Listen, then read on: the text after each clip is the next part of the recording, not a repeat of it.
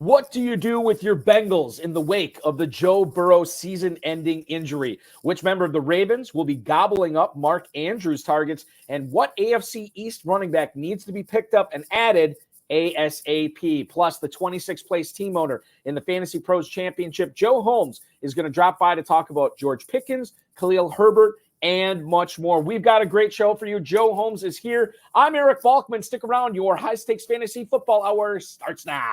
Stay under pressure. I've seen greater men than need a lesson. Broadcast live and heard around the world, you are now watching the most entertaining hour of radio on the planet. Welcome to the High Stakes Fantasy Football Hour presented by myffpc.com with your hosts Eric Balkman and Ferrell Elliott. The High Stakes Fantasy Football Hour is your home for analysis from the best players in the world. And now, because no one else was available, here are Eric Balkman and Ferrell Elliott. Solace in the scripture. Are we not all our father's sons? I became a man. Nobody ever told me what a man was. Welcome in to November 17th, 2023. This is the latest episode of the High Stakes Fantasy Football Hour. Thank you to Rob. Greetings and salutations to all you Balkaholics hanging out tonight. Welcome in to the show presented by myffpc.com, myffpc.com, the home of the Fantasy Football Players Championship. I'm your slightly above average host, Eric Balkman. My co-host is normally the definitive commissioner of fantasy football, Ferrell Elliott. However, Ferrell, as we all know, is a scout. He is a player agent, and he is scouting some talent up in Canada for Grey Cup weekend up there. Internet was working fine a short while ago, not working good anymore. So he will be back next week, and I'll introduce my co-host in a second. The other thing I want to mention, two things I want to mention before the start of the show. On tonight's program, we're going to wax poetic about what's going on with Jahan Dotson, what's going on with James Cook. I know that's sort of a recurring theme, but we always get another twist in it every single week, seemingly. We're also going to welcome in the 26th place team owner in the Fantasy Pros Championship, Joe Holmes. We're going to discuss his 2023 success he's had so far, Devon Achan's impending return this weekend, and much more. If you want to connect with us on X, you can do so at hsffhour. I'm at Eric Balkman. Always check out Ferrell Elliott's Kentucky Fantasy Football State Championship at kffsc.com. You can post on our Facebook page as well at facebook.com/hsffhour. You can also email the show, as many of you do every week, at highstakesfantasyfootball@gmail.com. If you have any questions for us, send them in now. We'll try to get to all the chat room questions, tweets, and emails in our fantasy feedback segment coming up in the second half of the show. Thanks to our audio engineer and my best friend, Bryce, and, of course, our producer and mutual friend, Rob. The fantasy football season is flying by. I mentioned to everybody, I know I sent out a couple of emails about this already this week, but I'll remind you again, players dropped in all FFPC leagues, except for FFPC Dynasty leagues, will be locked for the remainder of the season. This started on Wednesday. It's going to happen again Sunday, and every week that waivers are still open. So make sure that you understand that once a player is cut, you cannot re-pick him up at any point during the rest of the season unless you're playing in an FFPC Dynasty League. That is my one reminder to you. And hey, by the way, no early kickoff this Sunday. Hey, hallelujah, that's fantastic. You don't have to stay up late or get up early to set fantasy lineups anymore. That will be fun. If you're looking for some weekly action to supplement your season-long game, go to myffpc.com, myffpc.com, and play the FFPC Weekly Challenge. There's no draft. There's no salary cap. You just choose 10 or 12 players. And you say, well, Balky, why wouldn't I choose 12? Well, 12, if you want to play that format, you have to play with kickers and defenses. 10-player format, you don't play with kickers and defenses. Get them in by Sunday's kickoff. Watch the points pile up through the remainder of the weekend. Only one player per team. There is no stacking in this format, which makes it fun and maddening and really fun, I guess, basically is what I want to say. $35 to enter or $200 to enter. You can win up to $2,500. That's at myffpc.com, myffpc.com. Remember to like this video, subscribe to the channel, comment on the video, share it with your friends, share it with your enemies, and get notified every single time we go live. I want to welcome in my co-host tonight. He is a multi-league champ in the FFPC. He has a serious contending team in 26th place in the Fantasy Pros Championship this year. And that's not all. He's got 3 other really, really good teams across multiple tournaments as well. Please welcome in not only our guest tonight, but our guest co-host. It is Mr. Joe Holmes. Joe, thanks so much for hopping aboard and hanging out all night with me. Thank you, brother.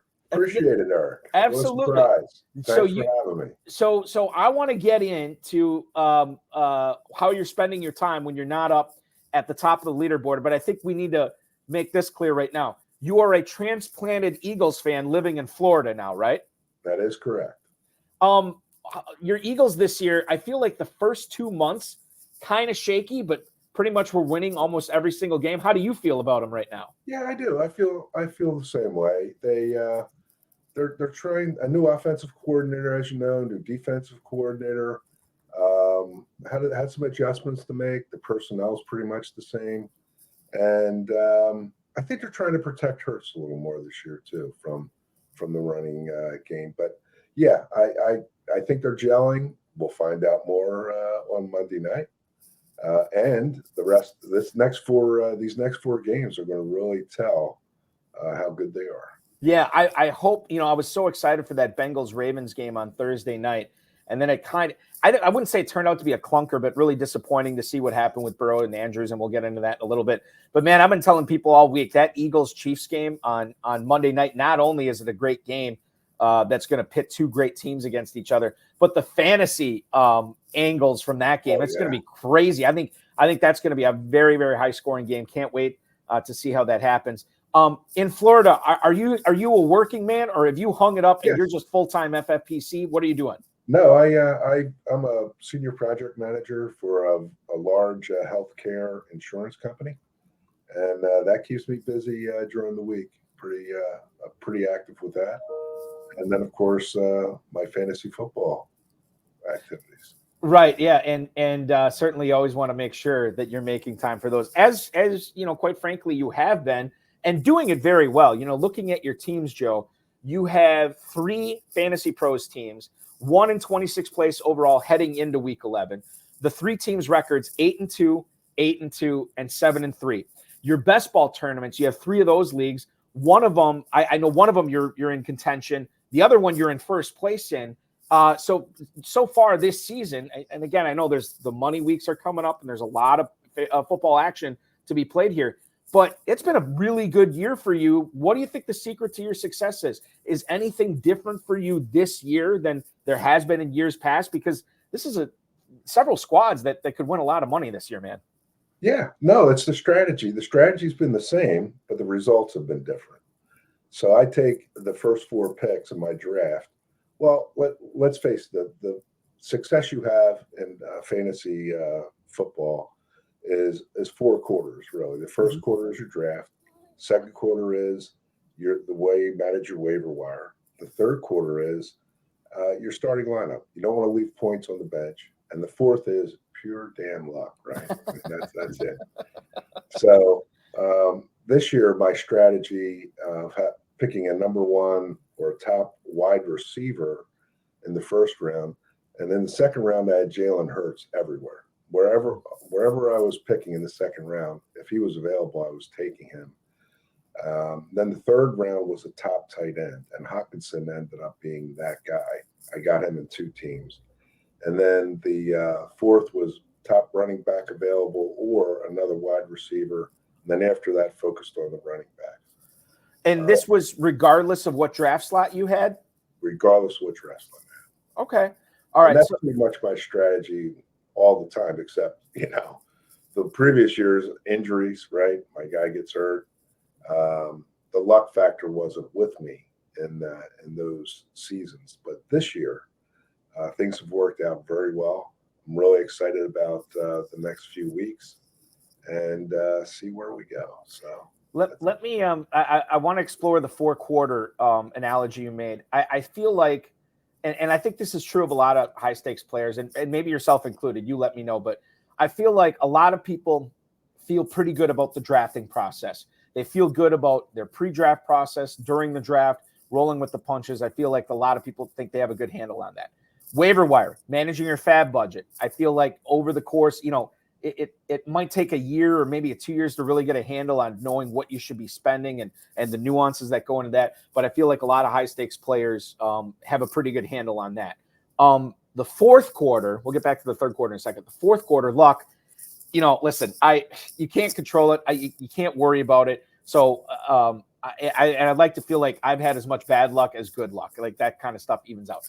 The third quarter, though, Joe, is something I have struggled with setting lineups. My God, it is so frustrating. I think that is one of the most difficult things to do when you are setting a lineup on a 20-man roster and you got to pick 10 of those guys. I've left points on the bench so many times, and obviously it's easier when you have injuries and buys because the lineup sort of sets itself. But I think that's the quarter I have struggled with the most for my teams over the last 2 decades or whatever it's been. Has that been the most difficult part for you? Oh, sure. Absolutely. And then, on Monday when you've made the error in judgment, right? And then you have to deal with yourself. And then you look at the stands, you go, I would be in third. I'd be in first place if I just used, so-and-so instead of what I did. And then, every week when you do submit your lineup like this week, there are those challenges and decisions you have to make, but you got to live with them, right? I mean, that's just the way it is. Yeah. Unfortunately, this year I've been better at it than previous years. I can't tell you why. Maybe that's the luck factor. Yeah. Participating in there too, but I've been injury free too, Eric. That's really important, right? Yeah. So when I do have a lineup, or it's less damaging than those years where, you really need that wide receiver to come through for you, and you chose the wrong one. Take me back to when you're talking about your draft process this year. Jalen Hurts, you said you were taking him in the second round anywhere you could get him. Was he your number one quarterback this year? And if so, why did you like him better than the other, like the Mahomeses and the Allens and the Jacksons and everybody else of the world up at the top of the draft? Mahomes and Allen were with him. The deciding factor was the brotherly shove, right? Yeah. I mean, he has that factor, that 6 points. If they're within 2 yards of the goal line in any game, you're going to get 6 with him. And that was the deciding factor for me to make him my number one quarterback and take him in the second round, no matter what position I was in. There was a point sometime like the second or third week of August, I feel like Darren Waller really picked up a lot of steam, and a lot of people were drafting him over TJ Hawkinson, saying that, this is going to be the guy that you want this year. Obviously, Kelsey and Andrews were off the board quite a bit in the third round. But you had the opportunity to take Waller over Hawkinson. You ended up settling on Hawkinson, which obviously has been the right decision. What sold you on Hawkinson as the guy that you wanted in the third round when you were going after a tight end? Well, their passing offense, that's their bias. He had a really good year after he came over from Detroit, and I thought really developed some chemistry with the quarterback and the rest of the receiving core. It just made sense to me that I just really didn't see anyone else other than Kelsey, but his social life, God, the guy might be, who knows, right? I mean, where is he today? Is he in Argentina? Or where is he? Hopefully he shows up on Monday. I don't. Yeah, even his brother doesn't know where he is. It's crazy. The Waller aspect, you said that you didn't really see anybody else other than Hawkinson there. What turned you off to Waller? Just curiously. His injury, he switching teams. The Giants really aren't a really strong tight end offensive team. I didn't see it the year before, and I was just skeptical. Let's put it that way. I mean, if he was available in the 6th, 7th round, I'd definitely take him. Let's get into some of the stuff that's going on in the NFL right now. In my leagues, and I haven't checked all my leagues to see if I ended up getting Izzy Abanikanda in a bunch of them. I know I got him in at least a couple, but he was super cheap. And I don't know. I was reading into the Michael Carter release as he does not have a future in New York. It is Breece Hall's show.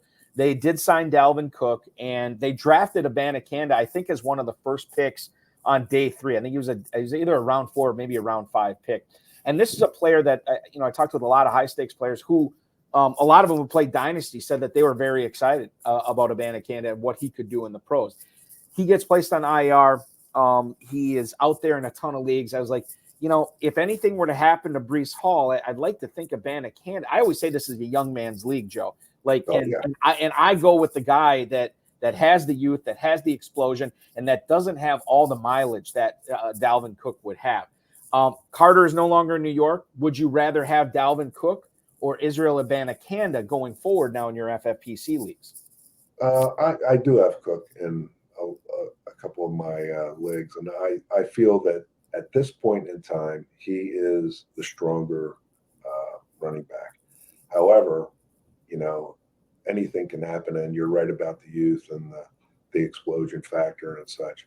But we'll have to see. I think I want Cook right now. And the other thing too is I'm not to that point yet. I don't think we're to the point of the season yet. But when you start trimming the depth off your roster and then plugging in the lottery, it's so weird. Like when we're drafting teams, when it gets to be the last 5-6 rounds, we're looking for these extremely low floor but extremely high ceiling players. Then I think we kind of go away from that to navigate the bye week gauntlet and injuries and everything. Yeah. But then once these rosters get locked, which is coming up soon, we're looking for all these guys that maybe we'll never play them, but if lightning catches in a bottle and we have this guy, we have the opportunity to vault up over dozens or maybe even hundreds of teams that don't have this player in the championship round, and it could be all the difference in the world. I don't think we're at that point of the season yet. Joe, is this normally how you treat your rosters as we get closer to the end of the season?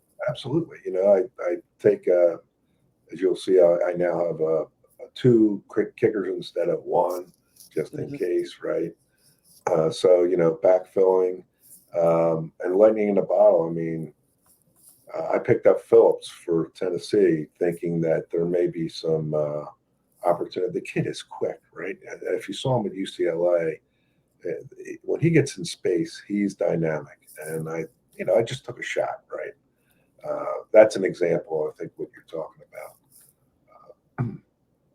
Let's get into Kyle Phillips here, because as long as Treylon Burks cannot get on the field for the Titans, there is an opportunity for Kyle Phillips on this team. Mm-hmm. He is a player that he didn't really play at all in September. And then October and November, he's basically been playing every single game. The last 2 games, he has gotten at least 5 targets in both of them, over 60 yards in both of them. And it's weird to say this because Kyle Phillips does not play on a high volume passing attack, especially with now a rookie quarterback in there. But that rookie quarterback in Will Levis, Joe, he's actually looked pretty good. I think you're of the opinion that Levis could turn Phillips into something this year, at least for the remainder of the season, where he could be flexible depending upon how the chips fall for Tennessee. Sure. I think they built some chemistry on the scout team, right? They were the guys that were preparing the team for their next games. If you noticed last weekend, Kyle Phillips was given just screen pass opportunities again to get him in space where he excels. So I don't know what their strategy is to get Derrick Henry get him more effective in the run game, because the pass game has to help them at some point. It has not so far this season, but Hopkins is coming around. The kid has a great arm. We'll see. Again, it's one of those chances you take at this stage of the game to hope you get lightning in a bottle, right?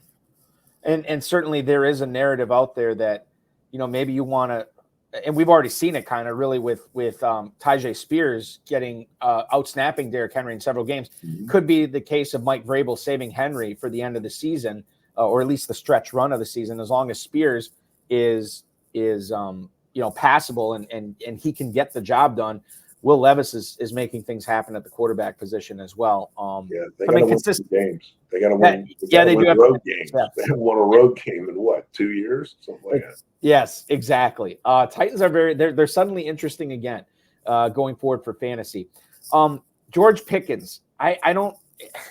So a guy that is able to make all the spectacular plays in the world, And I don't know if it's Kenny Pickett. I don't know if it's the offensive scheme that Matt Canada's rolling out there. I don't know if it's just George Pickens inside his own head. We saw he scrubbed his social media accounts of everything Steelers and was really upset at how he was being used. And why wouldn't he? I mean, the targets were down. Targets still have been down. I thought it was going to be a big week for him against Green Bay last week. That didn't really happen. He made some plays for sure, but he didn't explode like I thought a lot of us thought he might, with the squeaky wheel getting the grease this past week.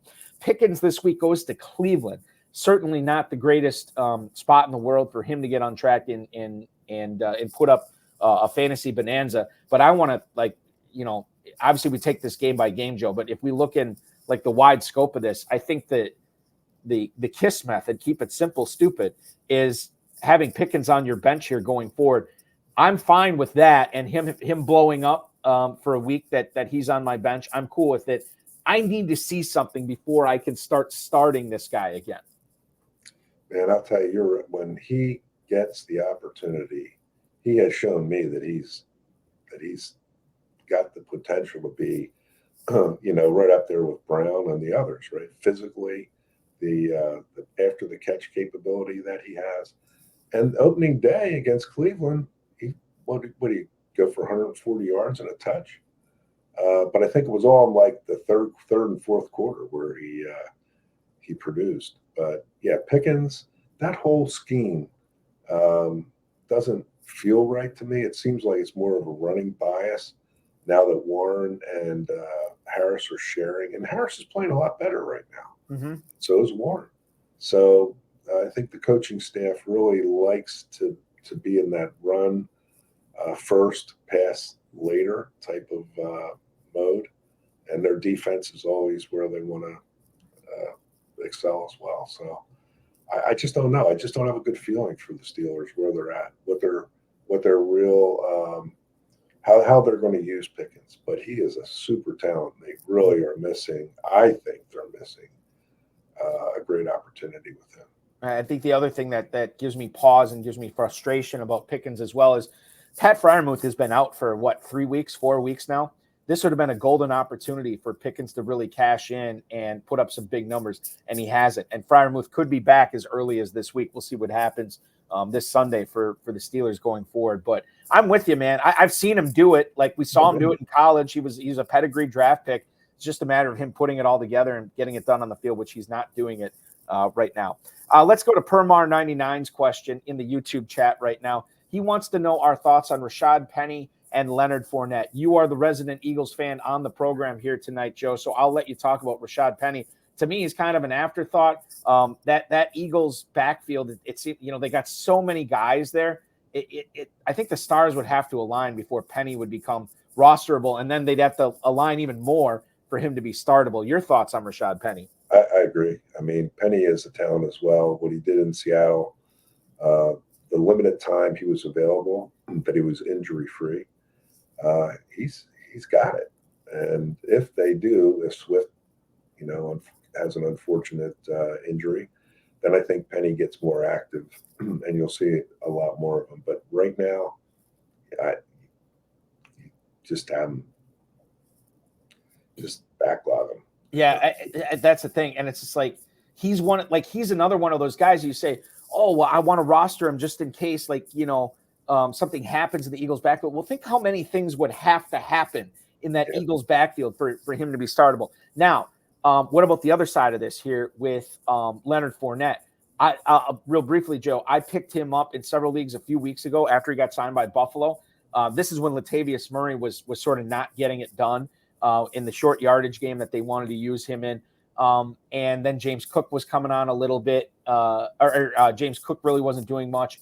I look at the Buffalo offense now, and not only does he have to get by Cook, not only does he have to get by Murray, the Bills just switched offensive coordinators, and it's a team in flux. I can't remember who I was talking to about this, but I totally agree.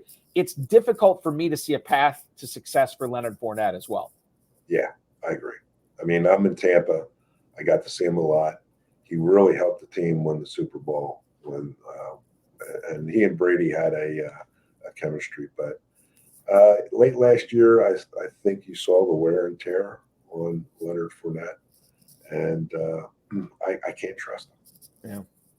And I don't even know if the Bills think they can trust him at this point too. Like he's just not getting any action so far. A guy who we hope sees action and plenty of it on Sunday is Devon Achane. Mike McDaniel said today that he is questionable for Sunday, but he is highly optimistic that Achane is going to be playing. His first week back off of IR, I benched Keaton Mitchell in, 2 or 3 leagues in favor of waiting on Achane to see what he's going to do. Joe, what kind of production are we looking at for Achane in his first week back after basically a month on the shelf? 150 yards on the ground. That's been his average in the first 3 games that he has been healthy. 7 touchdowns over 3 games. I mean, geez, it's you got to use them. Okay, so that game is at home against the Raiders. If you had, and I do have one league where I have both Mostert and Achane, are they both startable against the Raiders? Would you start both these guys on the same team, Joe? I think so. Achane first. I've got Mozart on 2 teams, and that's one of my difficult decisions this Sunday is him versus some other talent I have on the team. But I think you can, but that really depends on your other running backs. Right. If you've got, if you've got what I call for Seattle, or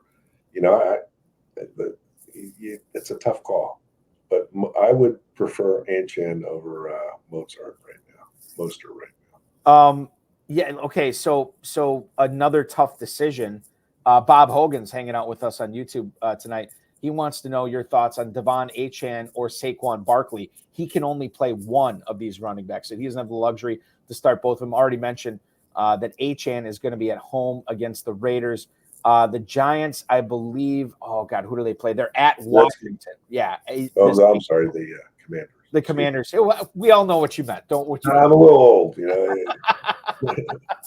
All right, Joe. Which one are you playing there between Achane and Barkley? Achane.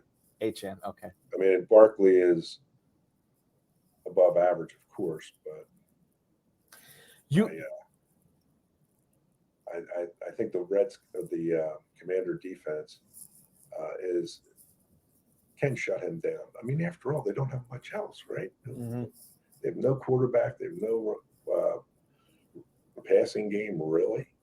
So I think, that Commander defense is going to focus on Barkley, and that's why I would have him behind Achane. This goes back to the old the Dow of Baker Boy, Joe Delzanero, longtime FFPC player, sort of like my personal Yogi Berra when it comes to high stakes fantasy football analysis.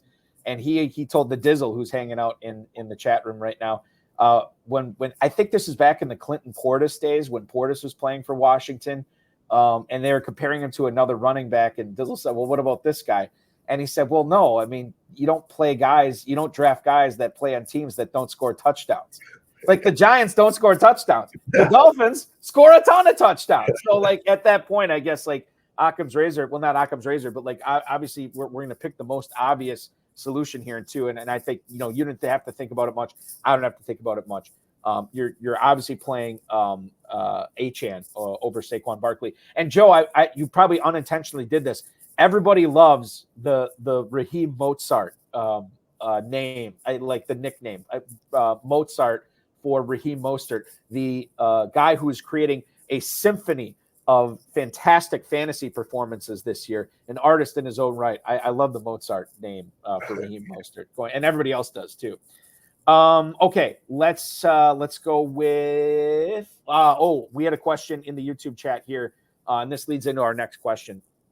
Permar99, does Khalil Herbert regain starter status now that Deontay Foreman is hurt? Now, you are looking at a situation where Herbert, I believe, got activated off IR. He's expected to play this week. The Bears are on the road at Detroit. Not the greatest matchup in the world. I think the Bears, I saw earlier this week that they released Darrington Evans as well. So at least that gives us a little bit more clarity. But Roshan Johnson's still there. Joe, are any of these guys fantasy like start worthy this week for the Bears in the Bears backfield against the Lions? I don't think so. I have Herbert back. I probably have to use him on one team because I don't really have any other running backs on that club. Mm-hmm. So, but no, I Foreman first, second down, Herbert, the change of pace back. That's the way I see it. Detroit has this season been excellent in holding running backs below 10, 15 points in fantasy points. They've not played really great running teams, but they have been good against it. So I would say no. I would, if you have another choice, take it. Yeah, I really got to be in a bad spot to play any of these Bears running backs. And I'll tell you this, I am in a bad spot in a few of my leagues, and I still can't consider the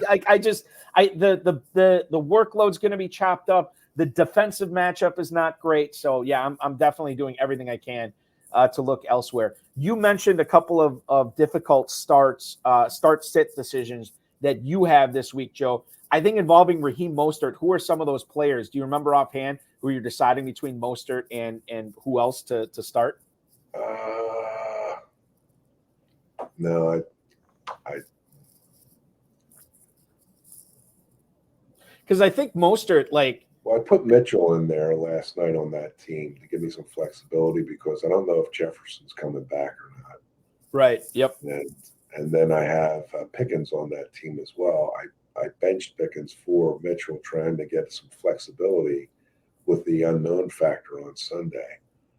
And I believe I have Reed on that team as well from Green Bay. And I really like the way he's progressing and the chemistry he's building with the quarterback. So it's just something I want to wait till Sunday and make a decision on.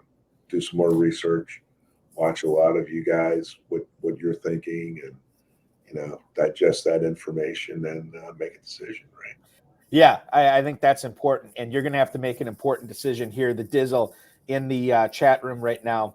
We obviously know that Tom Brady and Travis Kelce hit it big with their lady partners that they've had over the years. Dave wants to know who's more impressive. Who's the more impressive get? Is it Gisele Bündchen for Tom Brady, or is it Taylor Swift for Travis Kelce? I have a thought on this, but I'll let you answer this, Joe. Oh man, you got to go Taylor Swift, right? I mean, my opinion. I'm sorry, you don't have to. No, I think you do, and here's why. I think, and this is coming from. I can't believe we're turning the show into this, but I'll say it. I've given Taylor Swift's music a shot. It's not for me. I don't care for it, but I totally respect her as an entrepreneur, an entertainer, and a very, very intelligent person, which is why I think this is a massive get for Travis Kelce. I think she could do a lot better. I don't think he can do any better. I think he's kind of a meathead. I think he's a weird guy that she should not be with him. To me, this is such a dream come true for Travis Kelce, and I can't see this ending well for Taylor Swift. It boggles my mind. So I'm with you on the Taylor Swift. That is a fantastic get for Travis Kelce. Tom Brady, he can get whoever he wants, basically. So yeah, Gisele, he got Gisele. Okay, that's fine. He can get anybody. Travis Kelce cannot. And then okay, so I have to post some of the responses here to this question. John Terry says that both have bank, which is true. Taylor Swift and Gisele Bündchen very well off. Dizzle says I may have to go Taylor Swift for the talent and the overall appeal. John Terry says that Gisele Bündchen is much hotter, and the Dizzle agrees, but the intangibles go to Taylor Swift here. So we could probably do a full episode on this. Man. Can you imagine Mel Kiper talking about this, Taylor Swift versus Gisele Bündchen? Oh, some red flags with Taylor Swift. She hasn't had the greatest breakups over the course of her career. She's written songs about it. A lot of potential for disaster. Stuff like that. I don't want to get into. Let's pound them with some emails and stuff, and Twitter, get them to do it. I'd love to see that, man. Yeah, we'll get into it. We'll see if we can make Uncle Mel make that happen. I don't know if it'll work, but we'll do our best. Okay, a couple of listener emails here for you. These are for you specific, so we'll get to these emails for you first, Joe. Vic in Sacramento. This kind of goes into the Jaden Reed thing that you were talking about. Is it time to give up on Christian Watson? That's Vic in Sacramento. Jaden Reed, thank you for the email, Vic. Jaden Reed is having one of the, I think he's on pace for the best rookie Packers wide receiver season in, oh God, I got to go back almost 40 years. Like, it's insane what he's on pace for. Better than Adams, better than Jordy Nelson, Donald Driver. I mean, all these great, Greg Jennings, all these great Packers receivers over the years. And Reed is doing it as the number 3 receiver on this team behind Watson and Dobbs. I'm not willing to give up on Watson as a player yet. However, I am ready to give up on him for this season. I'm giving him the Pickens treatment. He's on my bench until I see something. Don't want to cut him yet. Your thoughts on Christian Watson, Joe? Yeah, I agree. He's so physically, I don't think he's right. And that physical unrest has caused him to miss time. He doesn't have the chemistry with Love at all that Reed has. You can see it. It's really obvious. So, yeah, I agree with you. I mean, until he can get himself squared away physically, which I think is affecting him mentally, then, yeah, leave him on the bench. But he's the kind of guy that can, out of the clear blue sky, put up 150 yards, 2 touchdowns, and break your heart on a Sunday. Yes. One of the frustrating things for me is, we've seen Watson do this already. We've seen him. We saw him that second half he went on last year, that massive tear. It was unbelievable. So it's not like we didn't see him do it before. We've seen him do it. And the other thing, too, is, and I think there's a lot of Packers fans that are annoyed by this, is you're only seeing Christian Watson. I shouldn't say only, but predominantly he is being used on a ton of 9 routes, which is fine because he's got great speed. He can get behind the defender. But 2 issues with that is Jordan Love is really struggling with his deep ball accuracy. And number 2, like, if you're only throwing or, predominantly just throwing 9 routes to Watson, that makes it easier on the defense.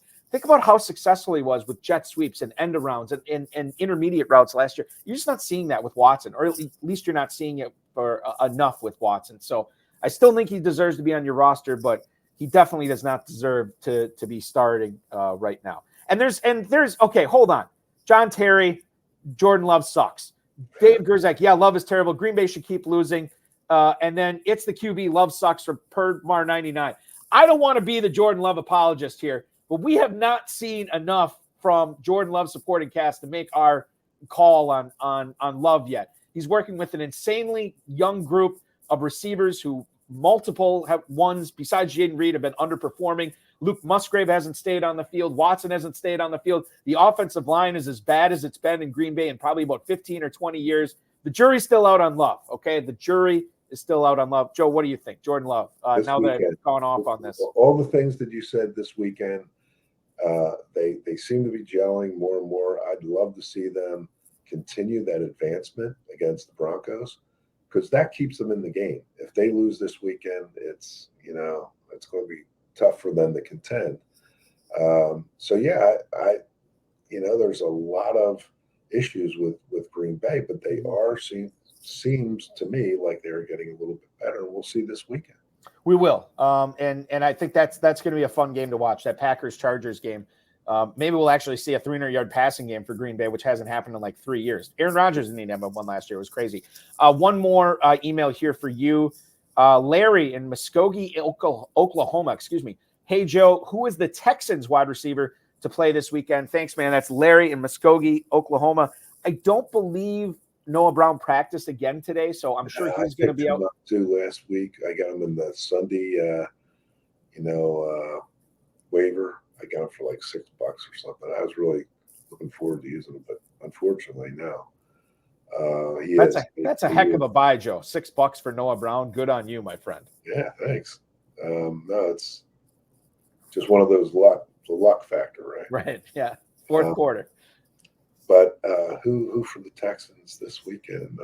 Nico Collins, it looks like he's going to be back. Robert Woods has been getting some extra run. I don't know why, but they're doing it. And then obviously Tank Dell's still out there too. Well, yeah, he's the guy really at this point. I think he's demonstrated he can get it done in the clutch. It looks like Stroud looks to him when he needs something, but Schwartz, too, the tight end, he gets a lot of confidence from Stroud as well. So, but yeah, that's John Terry saying Dalton Schultz as well, and then the resident Ivy League professor Hudson Kern-Reeve is saying Nico Collins and Tank Dell, and Permar99 agreeing with you. Dell is the alpha, no kidding, and I'm kind of with him on that. It makes sense. Tank Dell is another guy, was not a extremely pedigreed player, but CJ Stroud said, hey, they told the Texans brass, hey, you should go out and get Tank Dell, and clearly not only was Stroud smart in telling him to get Tank Dell, seems like Stroud might know a thing or two about playing football in the NFL. He has been highly impressive this year as well. Okay, let's get into this question, and then we'll get into the Burrow stuff and Mark Andrews shortly. A lot of players that you think FFPC, a player that a lot of FFPC players are probably going to have on their bench in Week 11, Joe, that you think they should probably think about getting into their lineups, a sleeper, if you will, if you want to call it that, but a player that not a lot of people will start that you think should be started. Singleton for Houston. I think he's I did write a couple. Rice for Kansas City, but I think folks probably have him. Brian Robinson for the Commanders. I think he's going to have a good game against the Giants.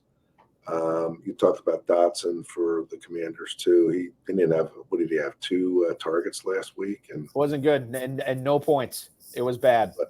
But he can really turn that around. And, White for Tampa Bay, he has really come on lately, especially in the passing game. And so he's someone that you might want to think about, as well as Harris for Pittsburgh. Yeah, who's now the backup apparently to Jalen Warren, and they had equal touches, right? Yeah, and like now it's cool to start him. Like now it's like oh yeah, I didn't want to start Harrison as the starter, but now that he's a backup, I think there's some value there. If you remember last year too, he came on late last year. Yes, I drafted him in the first round last year, and it just destroyed my season. He killed me. I have never been a big Harris guy, but I will start to become one the more he plummets in drafts. And the best deal you got on him for his entire career in NFL drafts was this season. It was the lowest ADP he's ever had, and certainly you can. He deserved it though. Yeah, totally. Yeah. I'll tell you. Oh, sorry. No, go ahead, Joe. No, I was just going to say that's one of the strangle. You know how when you pick your number one, and the next thing you know you're bad choice. That's true. Harris was a bad choice. Bad choice. It turned out that Joe Burrow was a bad choice this season, not because of performance, but because of the way the season ends for him. Zach Taylor said today that Joe Burrow has torn a wrist ligament in his throwing wrist. He's going to miss the remainder of the season. Could not grip the ball while he was throwing on the sideline. Then he left for the locker room. Zach Taylor originally thought it was a sprained wrist, but it ends Burrow's season instead. 2,300 yards, 15 touchdowns in 10 games. He had the calf injury to start the year, obviously, and that caused some distress for a lot of the fantasy owners that picked him up early. Jake Browning is now the guy in Cincinnati. A.J. McCarron is going to be your new backup to Jake Browning. We saw what happened with this Bengals offense last night, specifically Jamar Chase, and I think that's the guy we're concerning ourselves mostly with. But to me, going forward, I can't – I mean, Tyler Boyd is borderline unrosterable. T. Higgins, I don't – like when he does come back, he's got to be on the bench till he shows you something. And the thing is with Jamar Chase, I can't in good faith tell you, like, okay, you can't play Jamar Chase going forward because of Jake Browning. I think Zach Taylor's smart enough, and I think Jake Browning's capable enough that they're still going to keep Chase relevant. But if you're loaded at receiver and you got a tough lineup decision down the road, I could see this blowing up in your face if you play Chase. But for right now, I'm still keeping the faith with him. The rest of the Bengals, Joe, man, I don't have a whole lot of belief in right now. No, and I suspect Chase as being a candidate to be shut down as well. I mean, they're not going to make the playoffs. Burrow's down. Why risk Chase for the rest of the year? He's got back issues. He has some things going on with him that he clearly doesn't look. as healthy as he has in the past. So I view him as a candidate to be shut down in a few weeks, as soon as they are definitely not going to be in playoff contention.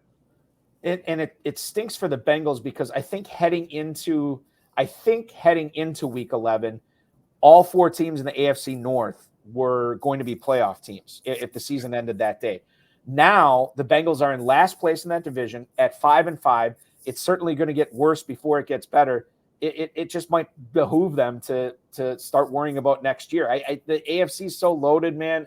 And they're trending in the wrong direction. I'm kind of with you. Like we should be on shutdown watch for Jamar Chase here coming up in the next couple of weeks. Speaking of being shut down, it's going to be Mark Andrews as well. John Harbaugh said that his ankle injury is expected to end his season. Mike Garafolo from the NFL Network had this report. Harbaugh said it's a, quote, form of a high ankle sprain, but more than a high ankle sprain. Again, he just plays 10 games this season, just like Joe Burrow. This is going to help Odell Beckham, Zay Flowers, and Rashad Bateman from a target standpoint, from an efficiency standpoint and production standpoint. That remains to be seen. Isaiah Likely, I mean, you got to get him in FFPC tight end premium leagues as well. So let's put Andrews aside. I think he's going to be coming back better than ever in 2024. But with Beckham, with Flowers, with Bateman, with Likely, which one of those players or multiple players here, Joe, are you most excited about post Andrews injury? Flowers. He seems to have, the confidence, and he seems to find the gap in the coverage. And once he gets his hands on the ball, he knows what to do with it. So I think he's going to be. I think Beckham is also one of, he just seems to get hurt. Yeah, like last night too. And the other one, I just don't. Yeah, Flowers for me. I think it's Flowers as well. He had, I want to say it was like 3 catches for like 40-some yards or something last night. But he had that 68-yard completion called back because of holding, and there really wasn't. I mean, that was a really weak call. Yeah. So Flowers could have had a really massive night last night, and I'm excited for him going forward. Like that guy is. After I saw him the first couple of games of the season, I'm like, if you drafted him in Dynasty, I think you have something here. So very excited to see what Zay Flowers can do going forward, especially with the Andrews injury as well. Likely should get better, but for some reason he's just not as engaged. When Andrews is out, like he was in game 1, they didn't go to Likely. I don't know. I don't know what changes in their offensive scheme when Andrews is not available that they wouldn't go to Likely, but it doesn't seem like they do. An interesting development in the Minnesota backfield. I'm gonna get the latest on here because on the show sheet I have I don't have the updated news on Alexander Mattison, but Alexander Mattison, Joe, is officially listed as questionable for Week 11. He has not, as far as I can tell, cleared concussion protocol, but he was practicing yesterday. Now you can still practice and be in the concussion protocol. What's interesting about this situation between him and Ty Chandler is this is a Sunday night game. This is a game that is not going to take place until the majority of the other teams have already played this week. So what do you do if you have Madison or Chandler? Is this a situation where you only start either one of these guys in desperation, or do you see this situation ending up a specific certain way, Joe, that you would be willing to play one of these guys over the other, or neither? I wouldn't play either, to be honest with you. I just don't see it. He came in last week and did get a touchdown, but this was the first game that he really did. And I'm forgetting the backup's name. For Minnesota? Yeah. Ty Chandler? Ty Chandler. Yeah. Thank you. He looked okay, but again, I see them throwing the football, and that's it. They'll run occasionally, but I just don't see Chandler in the passing game. I didn't see that. I just don't have confidence in their running game at this point. Kevin O'Connell, the head coach of the Vikings, told Ben Gosling from the Minneapolis Star-Tribune, who covers the Vikings, Madison is probably going to gain clearance from the independent neurologist today, but that has not happened yet. And John Terry already chiming in the YouTube chat that Madison should clear protocol tomorrow. If he does clear protocol, this does not change the fact, Joe, that you do not want to be in business with either one of these Vikings running backs in Week 11, right? I do not. Okay, and I'm kind of with you on that too, by the way. Let's get into one more running back situation, and then we'll get into some start sets here before we close the show out.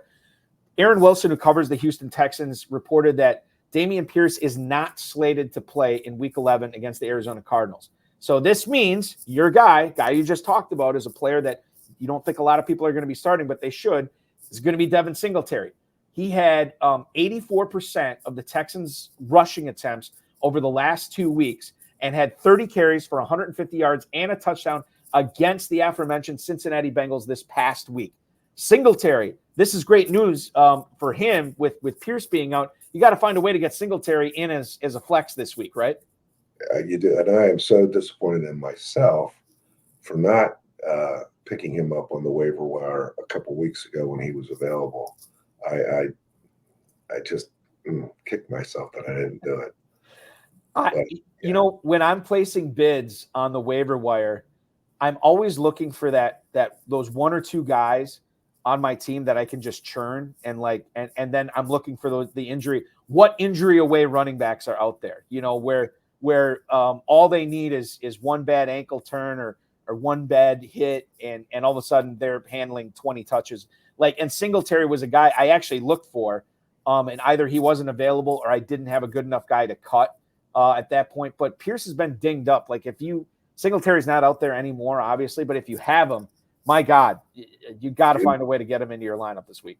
And to your point, this year more than any other year, that proactivity with the running back who could take advantage of an injury is more important this year than I think it's ever been. Adam Krautwurst, host of the Deep End Fantasy Football Podcast, a longtime FFPC player, he always says, when you draft a running back, don't cut running backs. When you pick them up, don't cut running backs because you never know when you're going to need them. And that's certainly more true than ever right now.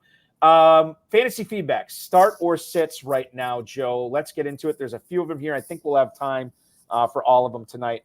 Dave in Cincinnati. Hey, fellas, this is a good one actually for you, Joe, because you mentioned both these guys as sleepers this week. Hey, fellas, should I roll with Jahan Dotson or Rashee Rice this weekend? Thank you for the email, Dave in Cincinnati. This is interesting. Jahan Dotson this week is going up against the hapless New York Giants at home.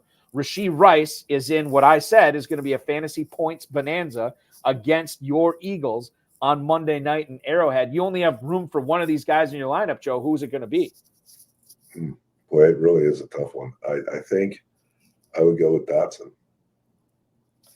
Because of the matchup? Yeah. Okay.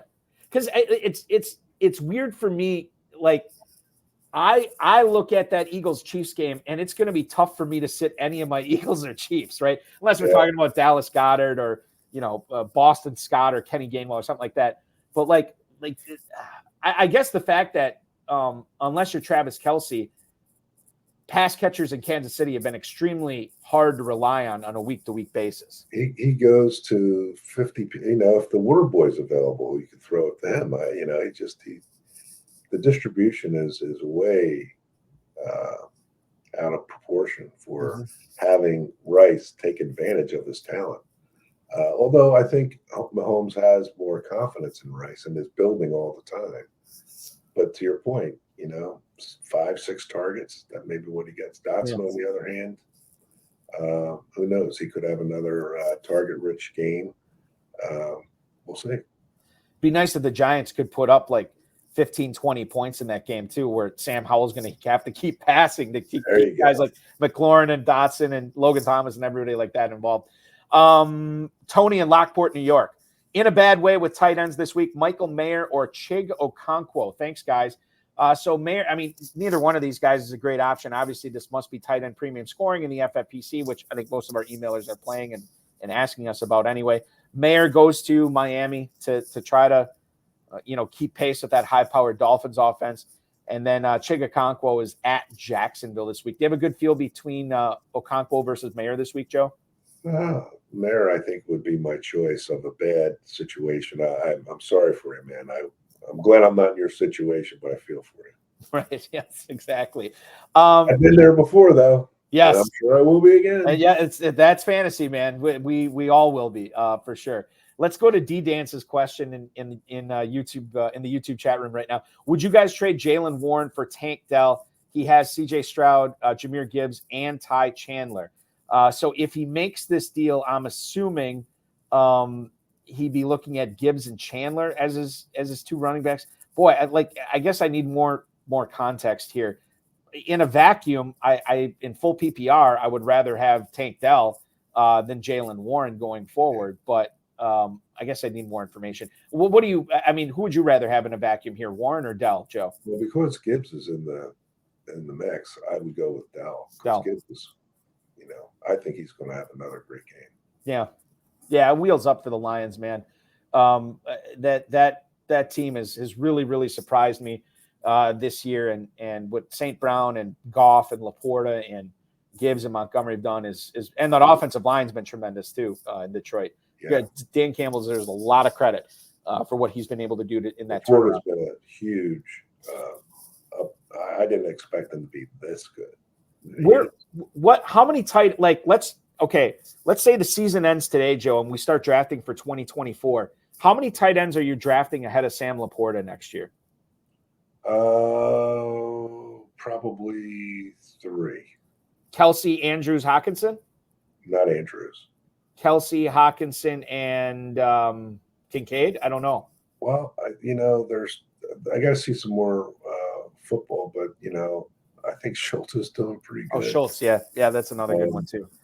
There's just a lot of the young tight ends that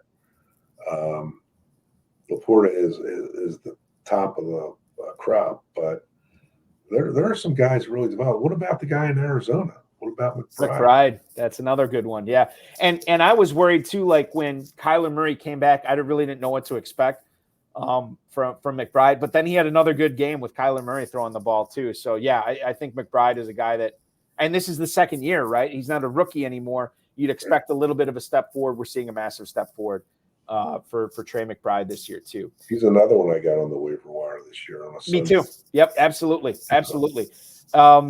Let's go to Rick in Pensacola, Florida. A couple of teams we've talked about already. Torn between Sam Howell and Kyler Murray in Week 11.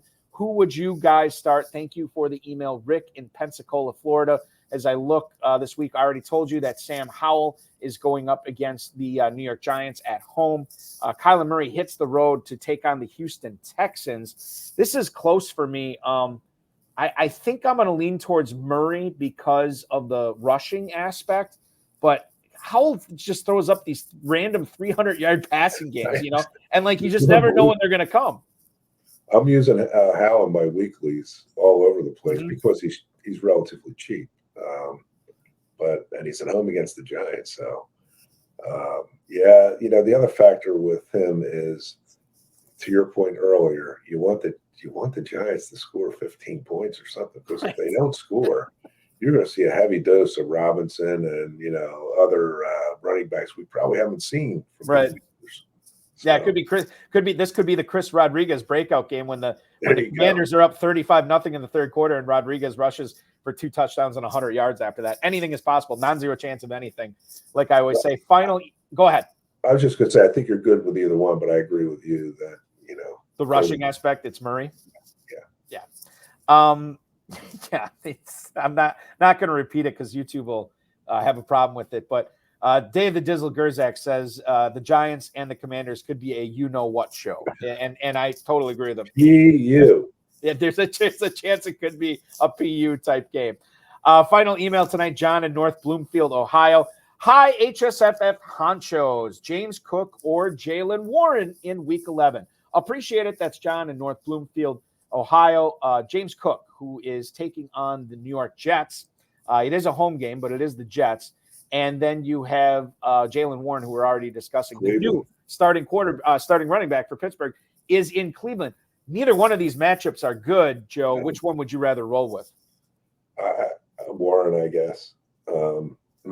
Just because Pittsburgh just relies so much on the run game, where Buffalo, I think, can be more flexible and pivot from the run to the pass against the Jets. But Jets are good, man. They have a great day.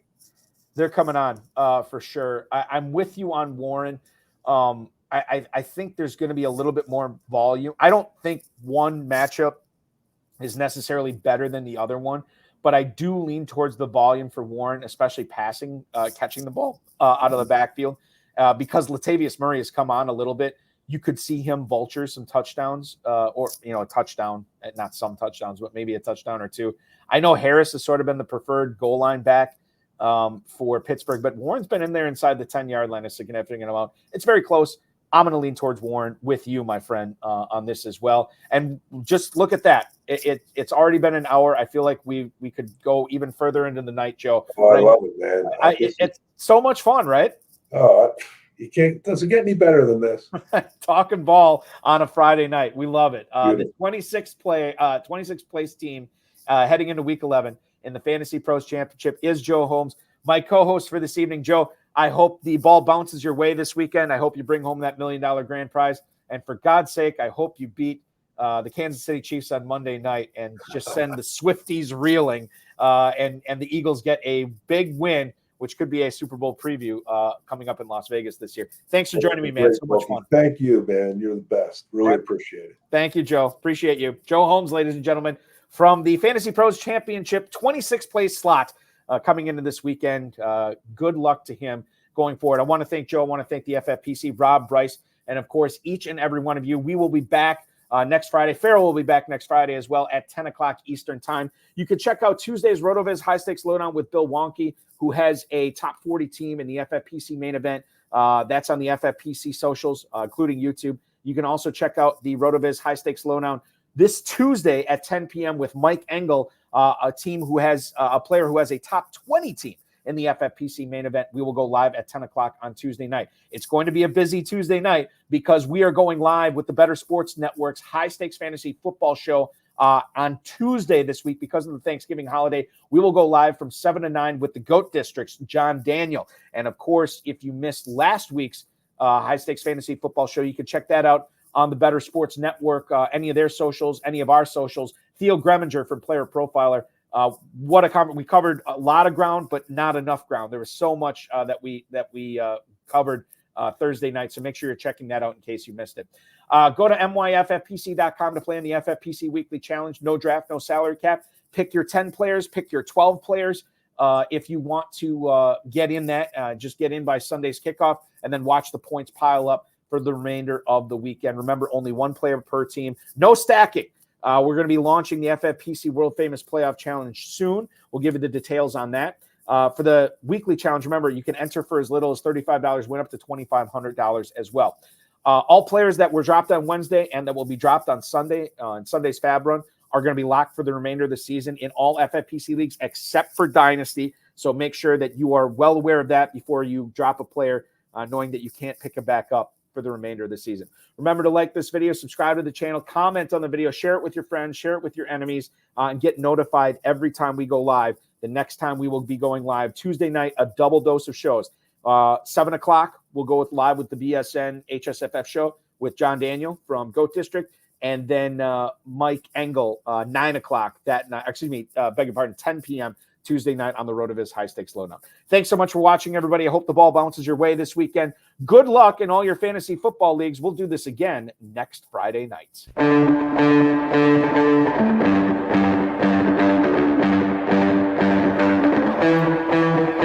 This has been another episode of the High Stakes Fantasy Football Hour presented by myffpc.com. It was broadcast live and was watched around the world. Balky and Ferrell will be back next week with more analysis, more interviews, and more advice from guests much smarter than they are. Thanks for watching, and we'll talk with you again next week. I honestly can't remember. I know I just gave the spiel. I can't remember if I said it at all. But there is no early kickoff this week. So you're going to have a deeper player pool to choose from on that Sunday morning waiver wire. But if you've been in the habit of setting your lineup on Saturday night because of these early morning Europe kickoffs, don't get out of that habit. Make sure you get your guys in there that you want early, and that way you're not left out in the lurch in case anything were to happen. Coming up on crunch time, I know every lineup decision, every waiver bid, everything is magnified right now. I hope you guys make all the right choices going forward, and hopefully one of you guys will be popping on to talk about your $1 million grand prize with Ferrell and myself coming up in January. Enjoy the weekend, everybody. Happy footballing. We'll talk with you again Tuesday night. Double dose of shows. It's going to be a lot of fun.